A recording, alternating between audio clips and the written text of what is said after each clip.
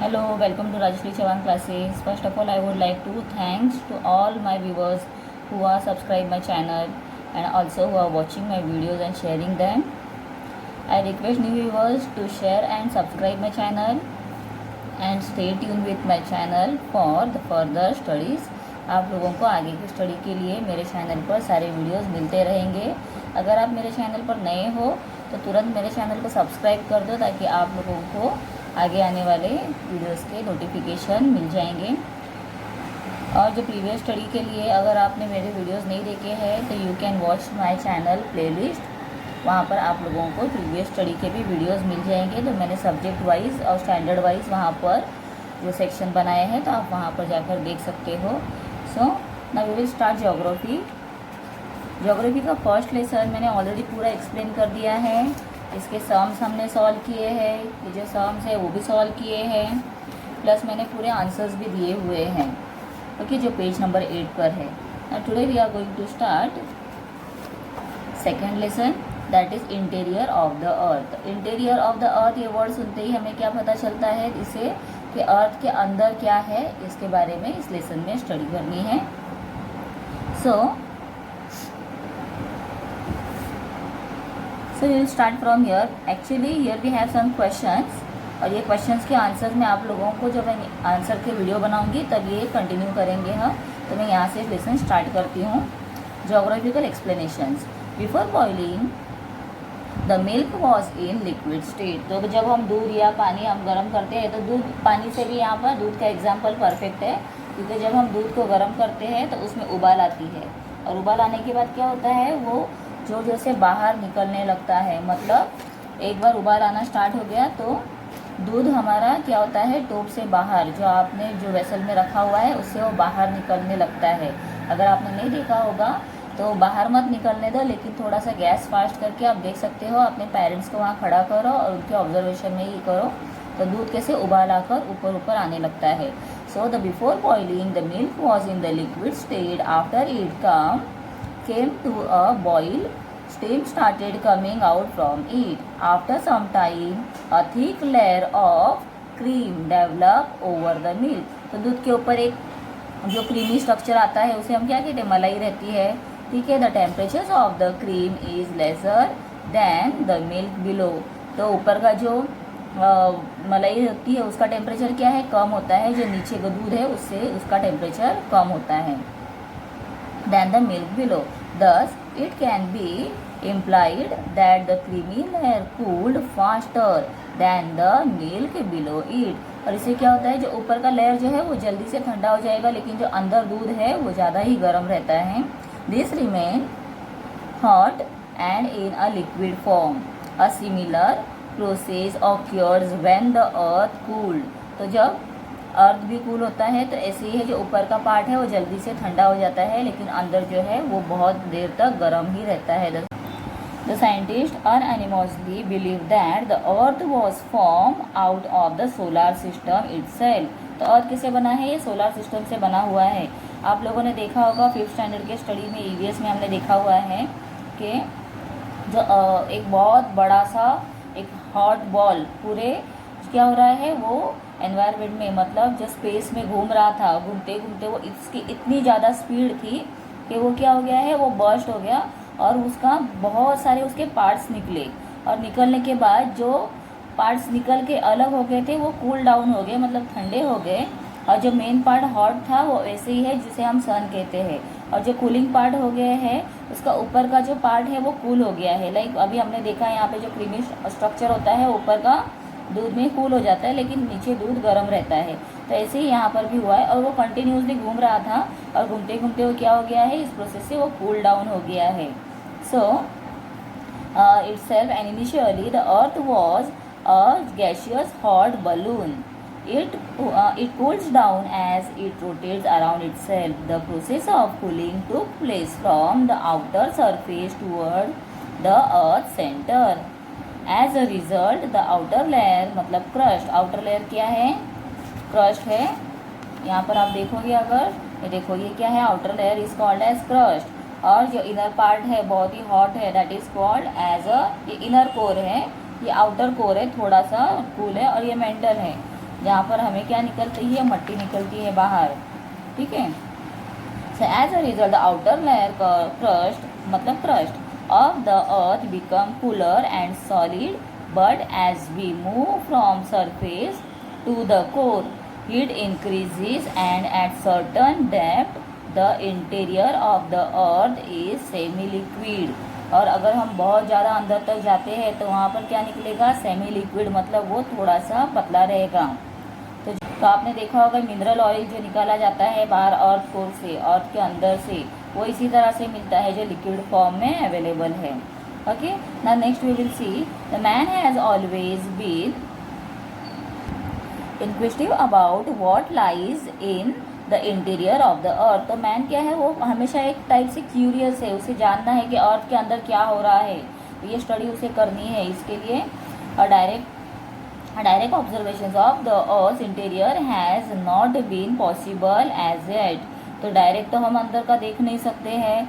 So through the various method the scientist have tried to estimate about the same, to infer about this study of the materials coming out of the volcanic eruptions and the seismic waves is most important।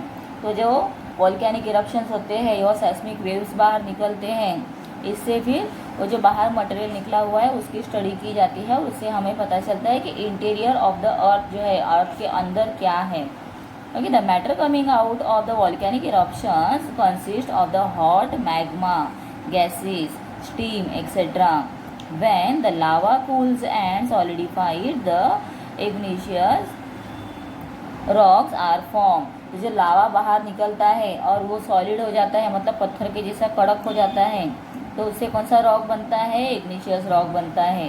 तो through the estimates of the study of temperature, density, gravitational force and pressure the interior of the earth was understood. और उससे पता चलता है कि इसके ऊपर इसका क्या टेम्परेचर है, इसकी डेंसिटी क्या होगी, जो ग्रेविटेशनल फोर्स था वो कितने, मतलब कितना हाई प्रेशर में फोर्स था, ये सब इससे स्टडी किया जाता है।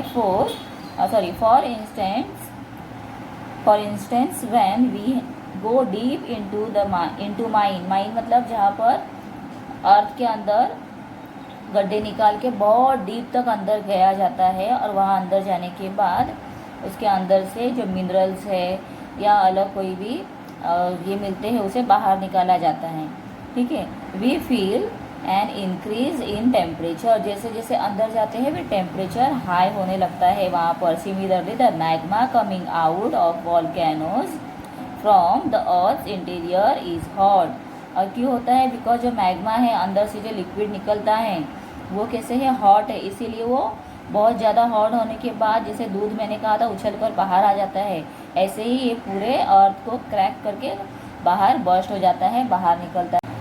Such estimations were made by the geologist, मतलब जो ज्योग्राफी की स्टडी करते हैं उसे जियोलॉजिस्ट कहेंगे। तो several earthquakes occurs in the various places on the earth every year. तो बहुत अर्थ के ऊपर आप देखोगे बहुत जगह पर क्या होता है, अर्थक्वेक चालू रहता है, ज़्यादातर जापान में होता है। The seismic waves are generated, these waves travel through the interior of the earth. तो ये वेव्स कहाँ से ट्रैवल करते हैं, कहाँ से निकलते हैं, इंटीरियर ऑफ द अर्थ मतलब अर्थ के अंदर से निकलते हैं। नेक्स्ट भी है the study of their directions and the velocity help us to estimate about the interior of the earth। तो वो कहाँ से निकल रहे हैं और उसका स्पीड क्या है, वेलोसिटी मतलब स्पीड कितना है, इससे हमें पता चलता है कि अंदर क्या है, एग्जैक्टली क्या हो सकता है, हम उसका एक जजमेंट ले सकते हैं। The man has also tried to dig deep bore holes in the interior to know more about the same. तो बोर होल आप लोगों ने देखा होगा, एक छोटा सा गड्ढा होता है, डीप तक अंदर तक उसे खोदा जाता है। क्यों किया जाता है, बिकॉज अंदर क्या है उसका पूरा स्टडी करने के लिए, जजमेंट लेने के लिए वो किया जाता है। Think about it, we can dig deep from one side of the earth and come out from the other side.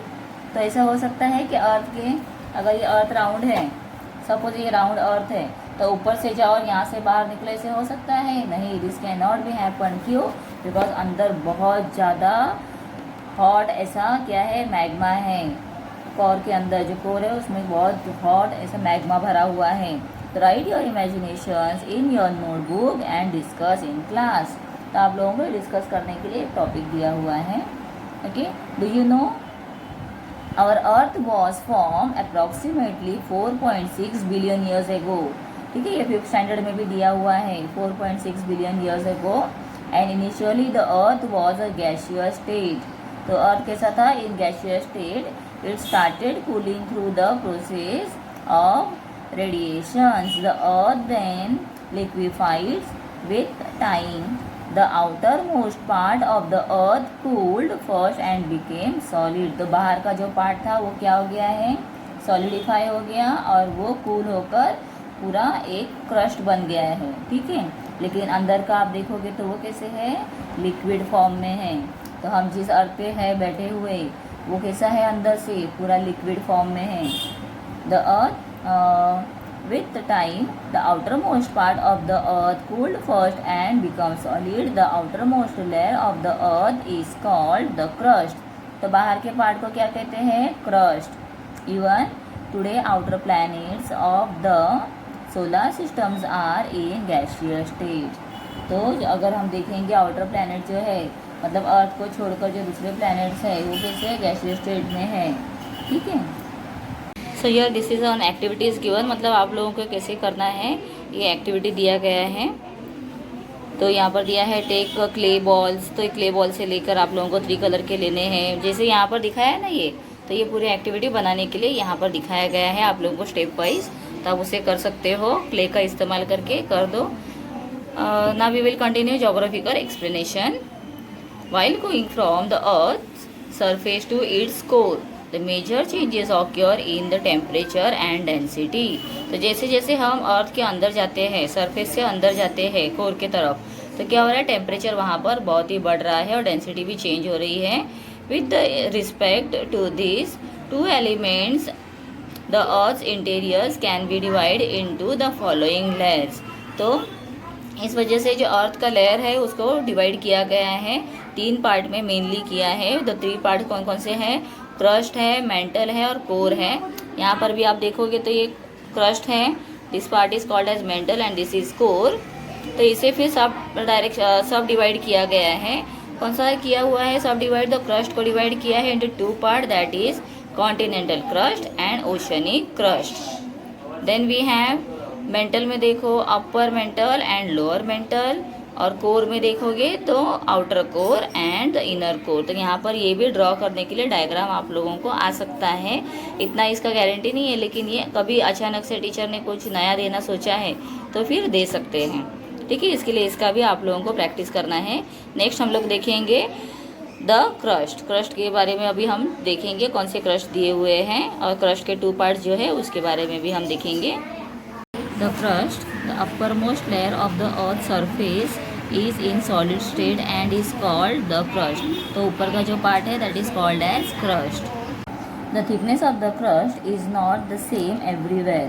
तो जो crust है इसका थिकनेस सब जगह पे इक्वल नहीं, क्योंकि देखो कई कई जगह पे आप देखोगे तो बहुत बड़े माउंटेन्स है, हिल्स है, और किसी जगह पे देखोगे तो समुंदर में बहुत डीप तक जो है ओशन जिसे बेड कहते हैं, ओशन बेड, तो वो है। तो एवरेज में इसका हाइट कितना है? That is about 30 to 35 kilometre. तो this is the average of that thickness. अभी आप यहाँ पर देखोगे तो एक एक्टिविटी दी हुई है, आप इसे घर पे भी कर सकते हो। ठीक है, जैसे अर्थ का जो एक कोर दिया है ना, पूरा इंटीरियर कैसे है वो पूरा बनाने के लिए यहाँ पर दिया गया है। यू कैन यूज़ क्ले, या आप कोई भी दूसरा जो आटा होता है उसका भी यहाँ पर इस्तेमाल कर सकते हो और बना सकते हो।